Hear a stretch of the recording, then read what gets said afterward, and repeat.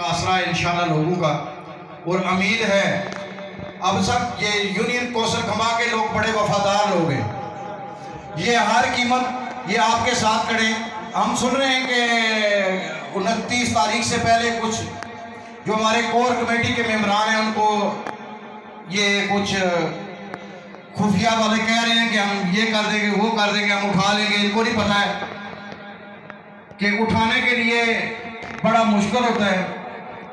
हम आपको आज सुन लें, जहां दारू वाले लोग जो भी सुनना चाहते हैं सुने, आप किसी से डरते नहीं, अपने घर से खाते हैं। आपको ये बात वाजिया कर देना चाहता हूं कि आप आए हमारे किसी मेंबर को उठाने के लिए, इंशाल्लाह वापसी आप 4 कदमों पे आप जाएंगे, हम जिंदा वापस नहीं जाने देंगे। ये हमारा आपसे वादा है कि हम आपको छोड़ेंगे नहीं।